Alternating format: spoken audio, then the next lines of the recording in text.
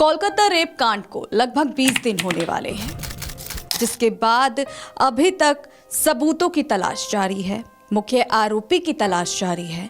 लेकिन ना जाने ये तलाश सिर्फ जारी है, इस पर कुछ खुलासे या कुछ भी सबूत सीबीआई जांच में सामने नहीं आया।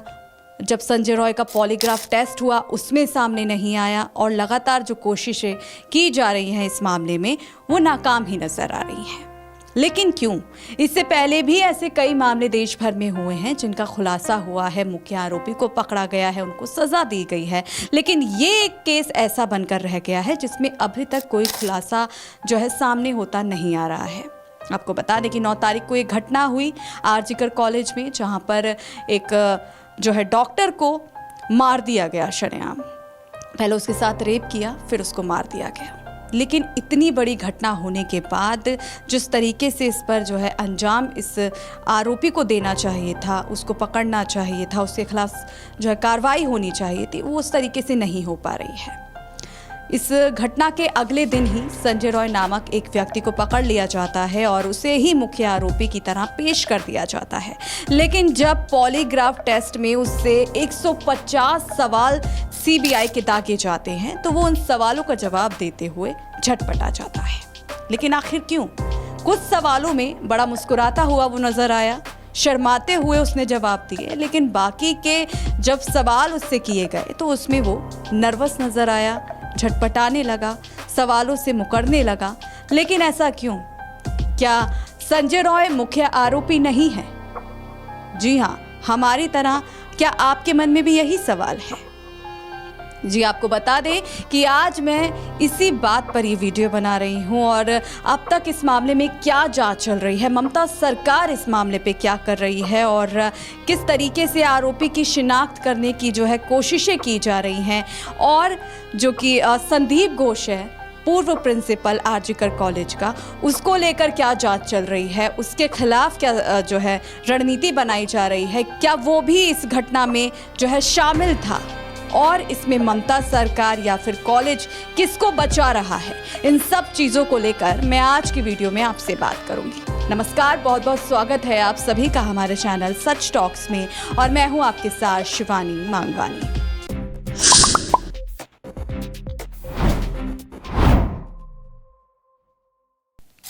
तो जैसे कि आप जानते हैं, लगातार मैं आपको कोलकाता रेप कांड की जो है अपडेट दे रही हूँ, बता रही हूँ कि इस कांड में अब तक क्या खुलासे हुए हैं, क्या कुछ चल रहा है, क्या अपडेट्स हैं, वो आपको दे रही हूँ। लेकिन इसी बीच ये अपडेट देते देते 20 दिन गुजरने वाले हैं, लेकिन वो ठोस सबूत अभी तक हाथ नहीं लग पाए हैं जिससे मुख्य आरोपी की शिनाख्त की जा सके। जी हाँ, एक आरोपी जो कि संजय रॉय, उसको अगले ही दिन जो है घटना के गिरफ्तार किया गया, उससे सवाल जवाब किए गए और लोगों का कहना है कि संजय रॉय आरोपी नहीं है, उसने सिर्फ कुछ चंद पैसों के लालच में खुद को आरोपी बनाया है। लेकिन इसमें कितनी सच्चाई है, इस पर अभी जांच चल रही है। लेकिन अभी क्या क्या जांच हुई है इसमें, वो बात कर लेते हैं। तो सबसे पहले आपको बता दें कि लगातार आरजीकर कॉलेज के बाहर जो छात्र संगठन लगातार कोलकाता में प्रदर्शन कर रहा है उस बेटी को इंसाफ दिलाने के लिए, तो वो प्रदर्शन इतना ज़्यादा बढ़ गया है कि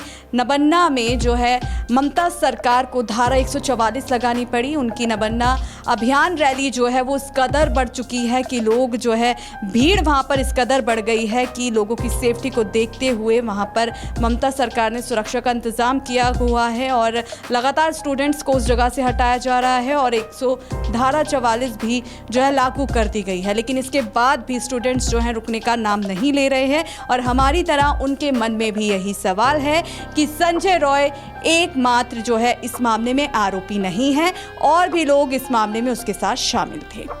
लेकिन इस मामले में कितनी सच्चाई है, इसको लेकर जांच चल रही है। तो चलिए इस मामले पर थोड़ी और जांच हमारे थ्रू करते हैं और क्या अपडेट है वो आपको बताते हैं। आपको बता दें कि हाल ही में मुख्य आरोपी संजय रॉय, जिसको बताया जा रहा है, उसका पॉलीग्राफ टेस्ट होता है। उसके 150 सवालों का जवाब उससे लिया जाता है, जिसमें से कुछ सवाल देते हुए वो काफ़ी घबरा गया, वो सवालों का जवाब नहीं दे पाया। हालांकि उसे जब कुछ सवाल पहले पूछे गए जो कि शुरुआती सवाल थे, उसमें वो काफ़ी मुस्कुरा रहा था, शर्मा रहा था। मानो कि उसकी आंखों से वो शर्म गायब हो गई हो। और जब बैकग्राउंड की बात अगर हम करें संजय रॉय की, तो वो काफ़ी ख़राब है। मैं पहले भी आपको बता चुकी हूँ कि 4 शादी संजय रॉय कर चुका है, जिसमें से 3 जो हैं इसको छोड़कर चली गई इसके रवैये की वजह से। वहीं एक जो है कैंसर की वजह से उसकी मौत हो गई। वहीं उसकी जिसकी मौत हुई थी कैंसर की वजह से, उसकी पत्नी की, उनकी सास से जब पूछा गया तो उन्होंने बताया कि बहुत ही बेकार तरीके का ये आदमी है और रेड लाइट एरिया में भी हमेशा इसको स्पॉट किया जाता है।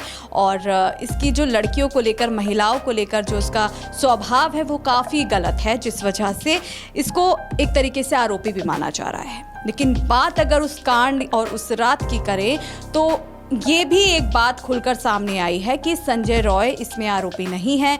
उसने सिर्फ चंद पैसों के लिए किसी को वो बचा रहा है और उसने चंद पैसों के लिए खुद को गुनहगार वहाँ पर साबित किया है। जी हाँ, क्योंकि ये जो पूरा मामला है ये सिर्फ कुछ मिनटों यानी कि 40 मिनट का मामला नहीं है। जब वो लड़की सेमिनार में जाकर सोई, कहा जा रहा है कि इस मामले में उस पहले से ही उस लड़की पर नज़र रखी जा रही थी। और एक बात ये भी कही जा रही है कि उस लड़की को इस कॉलेज में, आर्जिकल कॉलेज में जो घिनौना अपराध पहले से सालों से चला आया जा रहा है, उसको छुपाने की जो कोशिश की जा रही थी वो इस बेटी को पता चल गई थी, इस लड़की को पता चल गई थी, जिस वजह से इस कॉलेज की भी साजिश हो सकती है उसकी मौत में।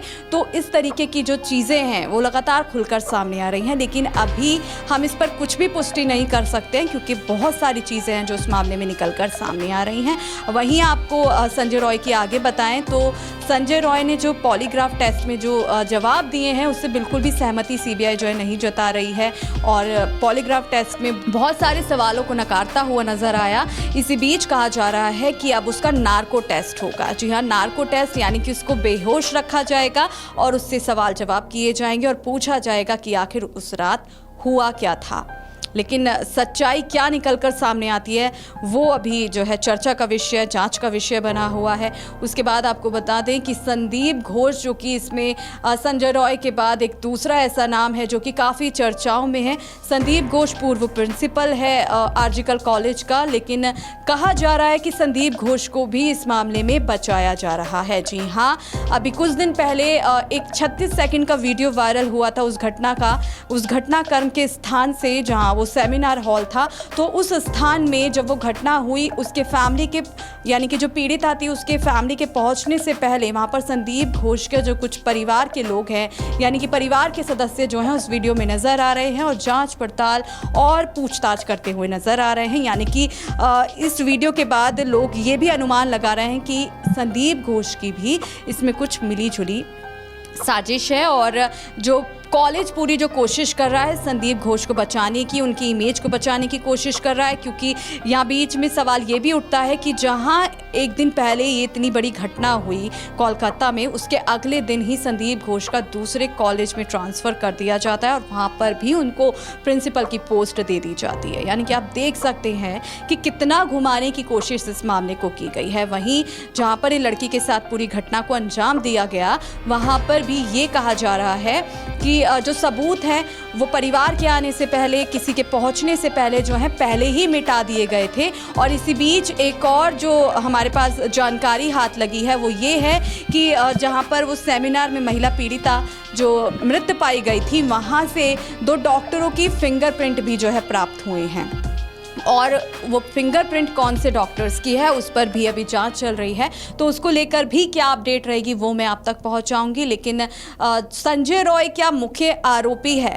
क्या आपको ऐसा लगता है या फिर संदीप घोष की इमेज बचाने के लिए संजय रॉय को आरोपी बनाया गया है? और क्या ममता सरकार इसमें साथ दे रही है मुख्य आरोपी को बचाने में? क्योंकि जिस तरीके से इस पर मामले में कार्रवाई होनी चाहिए थी उस तरीके से कार्रवाई नहीं हुई।